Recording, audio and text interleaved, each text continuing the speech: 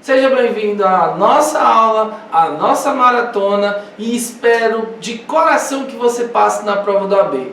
Se você gostar desse vídeo, gente, por favor, compartilha. Eu sei que você está muito nervoso aí, eu sei que você está ansioso, eu sei que você mal consegue comer. Eu também estou aqui desesperado para saber a notícia se você passou ou não. Mas se você puder, compartilhe esse vídeo assim que terminar com o seu coleguinha que também vai fazer a prova, beleza? Então vamos aqui para a tela, vamos conversar sobre o nosso ourinho. Olha só, trouxe aqui para estimular para vocês minha carteirinha, minha outra carteira, para vocês perceberem aqui que vale super a pena. Tá ok? Sou muito feliz, sou muito realizado e espero que você também consiga obter a sua aprovação. E se você passar, me convide para entregar a sua carteirinha, hein? Estou muito feliz aí de você estar assistindo esse vídeo. Vamos lá? Bom, pessoal, muita gente vai bagunçar a cabeça de vocês, muita gente vai querer zonear aí o tanto que você aprendeu, mas aqui estamos na tela aqui algumas situações que a gente tem que entender. A gente tem que entender que antes de existir a OAB, a gente tem que saber se esse cidadão aqui, ó,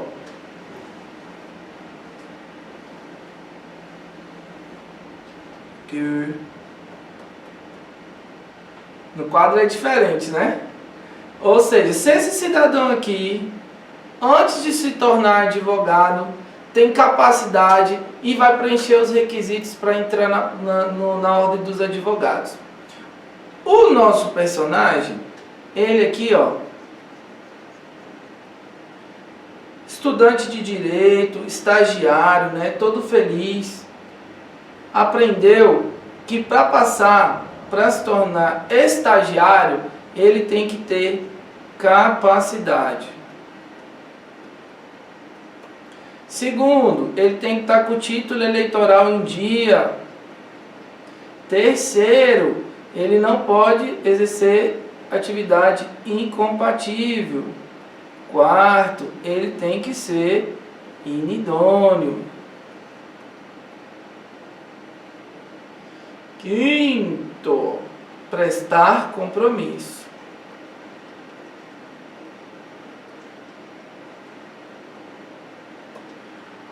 Aí ele se formou. E o que ele precisa mais? Ele precisa de mais dois requisitos. Ele precisa do diploma ou do certificado de conclusão, mais o histórico, e ser aprovado no exame de ordem.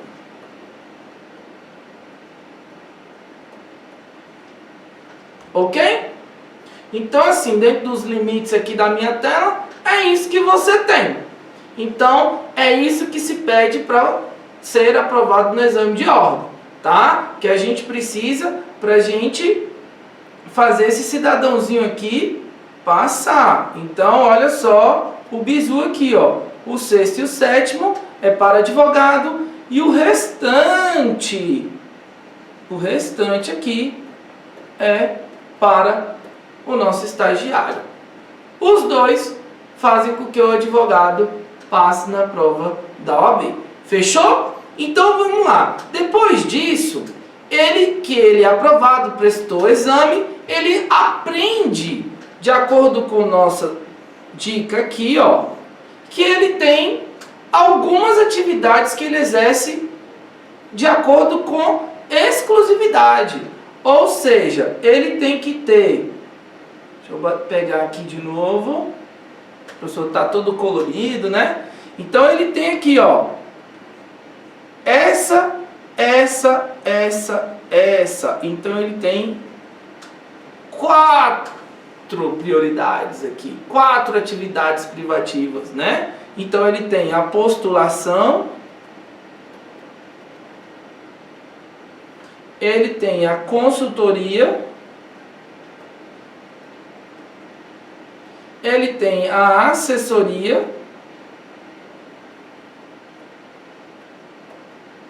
e ele tem a direção jurídica. Certo? Olha que interessante. Isso se pede muito na prova do exame de ordem, mas eu peço a vocês que se atenham bastante à direção jurídica. A direção é o que mais faz a pessoa confundir. Por quê? Lá na prova da OAB eles vão pedir e confundir as outras profissões. O economista, que é formado em direito, que é só bacharel, mas não passou no exame, o contador e etc. Essas 4 situações aqui são atividades privativas do advogado, perfeito? Então não deixa de gravar isso. Isso aqui cai muito. Já dei 2, 3 questões para você aqui para o exame de ordem. Aproveitando essa situação, vamos aqui ver a situação de outras pessoas que interagem com a gente e no caso da própria advogada, dos direitos do advogado e da advogada. Então eu vou falar uma série de coisas aqui que você vai ter que gravar. Veja bem, a gente tem outra personagem aqui. Deixa eu apagar aqui só um pouquinho aqui, ó, para encaixar aqui a nossa advogada, né? E aí a gente tem aqui, ó, deixa eu botar aqui a canetinha preta. Eu tenho aqui a nossa advogada.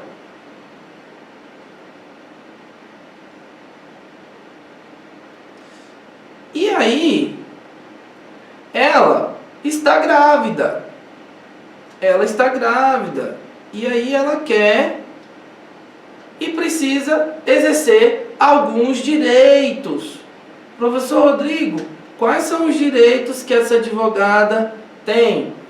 Eu, por obrigação, em sala de aula, eu sempre explico para os meus alunos que a gente tem algumas tarefinhas, né? Então, olha só, a advogada, ela, ao estar grávida e a comunicar a todo mundo, né, que adquiriu a sua barriguinha, ela vai precisar comunicar ao seu cliente que está grávida. Então ela tem que comunicar ao cliente, tá? Mas o que ela tem que comunicar ao cliente?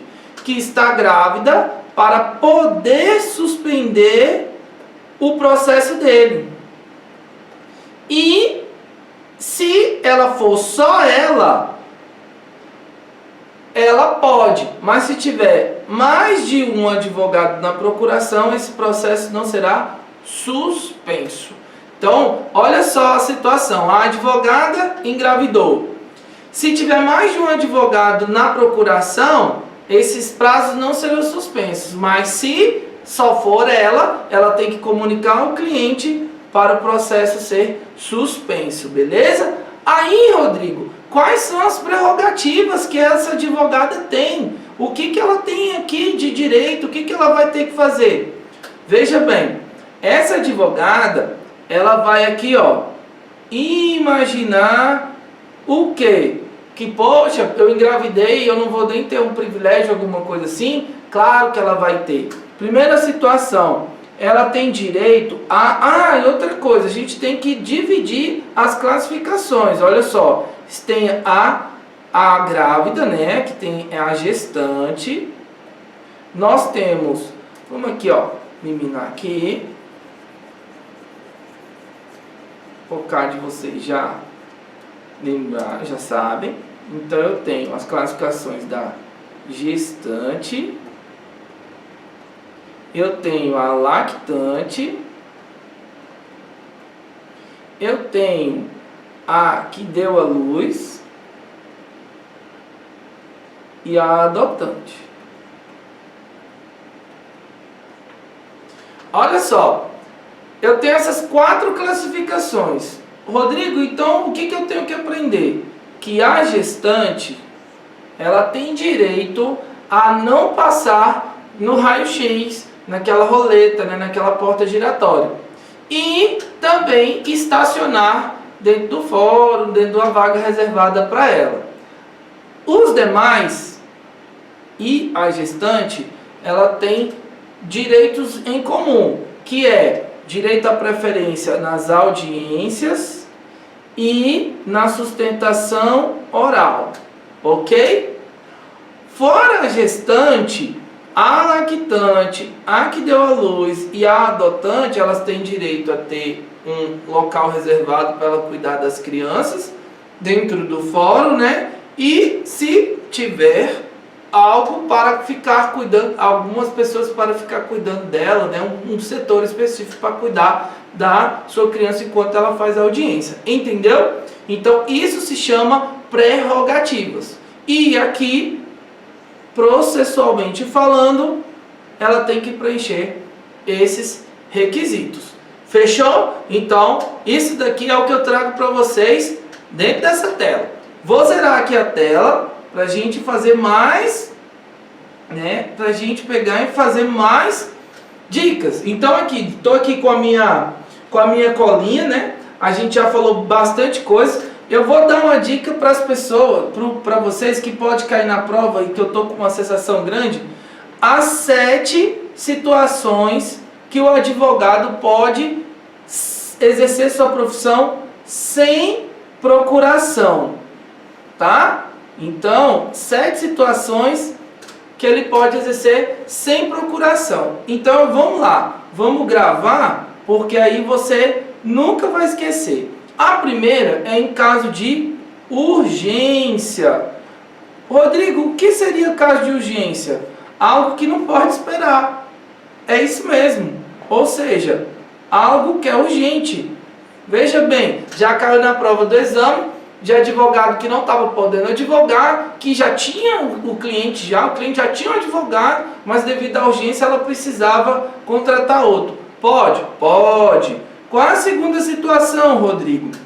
Quando ele precisa se comunicar com o seu cliente. Comunicar com o cliente. Isso daí você não vai errar, certo? Rodrigo, como é que ele se comunica com o cliente? Às vezes ele está lá preso e aí você precisa falar com ele. Como é que você vai falar com o cliente e assinar a procuração se ele está preso? Não é verdade? Rodrigo, tem outra situação? Tem mais várias aqui, ó. Terceira situação. Mas antes de tudo, a gente tem que entender que isso daqui são nossos direitos, mesmo que a gente não tenha procuração. Veja bem, para evitar a preclusão, a prescrição e a decadência. Nossa, então aqui a gente tem mais 4 situações que pode prejudicar o cliente se a gente não atender. Olha só que interessante. O advogado também, ele pode advogar para ter vistas do processo. E além disso, ele pode fazer a carga do processo, retirar os autos do processo, certo? Então, olha só o tanto de situação que o meu advogado aqui vai ter que poder para poder exercer sem procuração. Lembrando aqui também para vocês que o subestabelecimento, ele se divide, né?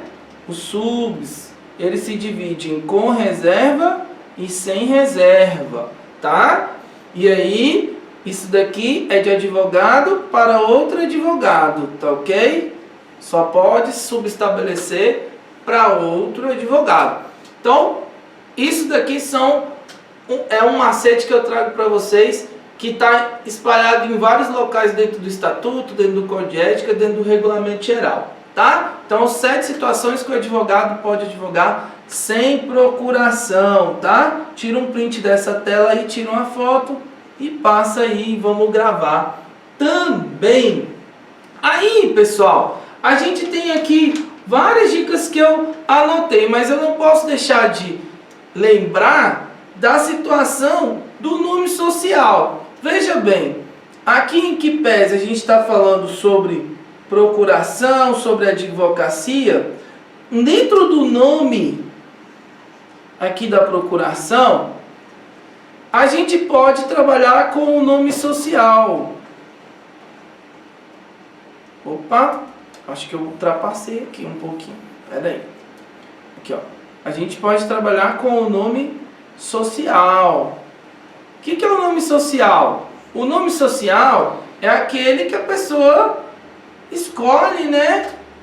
Independente da sua opção sexual ou em detrimento da sua opção sexual. O que ela tem direito? Ela pode colocar esse nome social na sua carteirinha da OAB. Não precisa de votação, tá? Ninguém precisa de se constranger e ser constrangido. E ela vai ser denominada de acordo com como a pessoa quer ser chamada, beleza? Então, isso também é uma dica que eu trago para vocês, tá? Zerando mais aqui de novo a tela. Tá pouco para mim, né? Mas vamos lá. A gente gerando a tela aqui, eu trago situações de impedimento e de cancelamento. Então, veja, eu tenho aqui um cidadão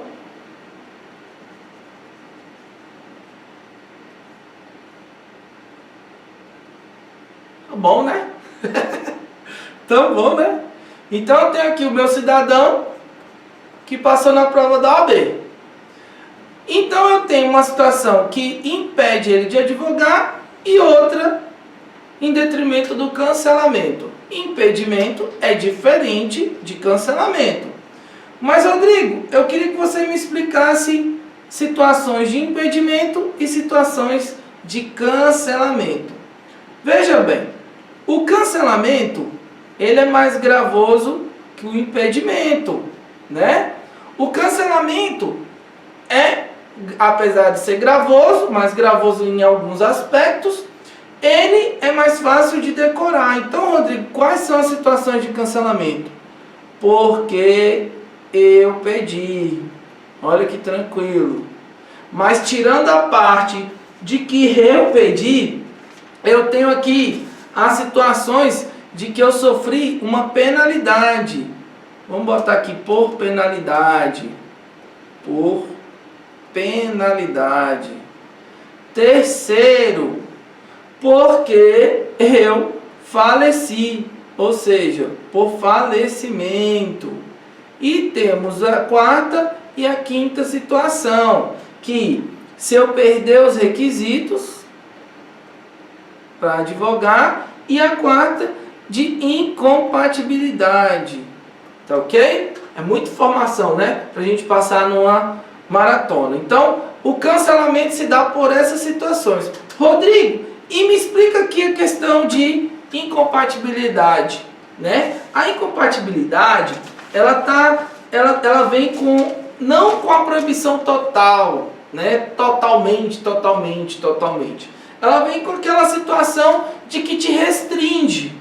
Mas aí eu tenho uma situação que te impede e outra que te restringe. Mas o que então seria a incompatibilidade? Rodrigo, dá um exemplo. Por exemplo, eu não posso dar um tiro no pé de quem me paga. Então, assim, de acordo com o artigo 30, se eu sendo servidor, eu não posso advogar contra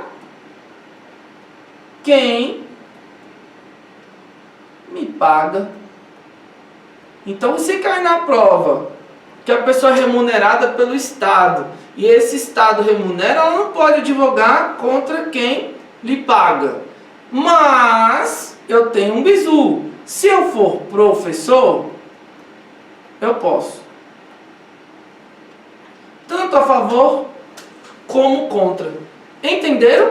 Então veja bem, essa é um bizu que eu acho que deve cair na prova. Fazer esse comparativo. Outra coisa também que a gente pode achar que vai cair, né, que a gente tem uma leve sensação de que vai cair na prova, são as questões que falam da eticidade. A gente vai falar das punitividades. Rodrigo, então, o que o advogado pode ser? Já que se ele ficar impedido e cancelado, tem mais alguma coisa? Tem. Aqui a gente vai falar e lembrar das punitividades. Ó, ele tem a censura, ele tem a suspensão e ele tem o cancelamento. Então, o cancelamento eu tenho uma hipótese para te mostrar. 3 vezes suspenso e não, né, reintegrado, não feito o pedido, né, do perdão daquela suspensão, 3 vezes seguida, ele tem uma OAB cancelada. Rodrigo, tem mais alguma situação? Tem. Aí vamos lá. Suspensão. Suspensão, qual é a situação de suspensão? Suspensão, ele tem atos que não são, que são mais gravosos do que censura e do que a advertência. Uai, Rodrigo, então por que você não colocou a advertência antes? A advertência, ela não fica no registro. Somente o que? A censura, a suspensão e o cancelamento. Mas como é que eu como é que eu faço para sair dessa, Rodrigo? Eu tenho as situações que me atenua para que a minha suspensão e a minha censura, né, e a minha advertência e o meu cancelamento se tornem menos gravosos. Então, o que é, Rodrigo? Veja bem, se eu fizer parte de uma comissão, se eu fizer parte das prerrogativas, deixa eu trocar a cor aqui. Então, veja bem, eu tenho 4 situações hipotéticas. 4 situações hipotéticas para atenuar as minhas penas. Então, eu tenho nunca ter sido condenado, não condenado, eu participar, defender os interesses das prerrogativas dos advogados, né? Eu participar de uma comissão e eu ter uma boa relação com a sociedade, né? Um nome ilibado, etc., faz com que eu me atenue. Fechou? Mais outra situação, vamos fechar aqui com chave de ouro, espero que vocês estejam gostando, né? Notei várias coisas aqui que eu acho que pode cair. Bom, para a gente encerrar ou para a gente alavancar esse conhecimento, eu trouxe o grande segredo para a prova, que é a numerologia dessa prova. Então eu gostaria que você pegasse aí e anotasse esses números cabalísticos. Eu vou começar aqui, ó, de trás para frente, ó. Grava esses números aqui, ó. 1500, 15, 15, 5, 3. Rodrigo, o que é isso tudo? O que você trouxe para mim aqui, ó? Eu preciso que você grave esses números aqui, ó. Mas antes de gravar os números, eu vou ensinar um pouquinho para você da estrutura da OAB. Porque eu tenho aqui, ó, o Conselho Seccional, Counter Strike. Eu tenho aqui o Conselho Federal, Constituição Federal. Eu tenho a subseção, tranquilo? Os subordinados. E eu tenho a Caixa de Assistência, as assessorias. Rodrigo, o que então você tem para trazer aqui para me decorar, para me gravar? Gente, se você tem uma dificuldade de entender a hierarquia da OAB e todos os órgãos que compõem a OAB, aqui está fácil. Se você pegar por analogia o direito constitucional e o direito administrativo, eu tenho aqui 4 situações que a gente pode fazer por analogia. Então eu tenho o Brasil, eu tenho os estados, eu tenho as cidades e os municípios, e eu tenho aqui as secretarias. Nossa, por que você faz essa comparação? Veja bem, na hierarquia administrativa, um é subordinado ao outro, né? E as secretarias dessa maneira. Então veja bem, assim você vai decorar com mais qualidade. Ah, Rodrigo, e o que você traz aqui para mim de novidade? Eu trago aqui a novidade para vocês, a numerologia. Olha só que interessante, eu tenho vários números aqui que eu preciso que você grave para a prova. Então vamos lá. A Caixa de Assistência, ela precisa de mais de 1.500 advogados para formar dentro do conselho seccional.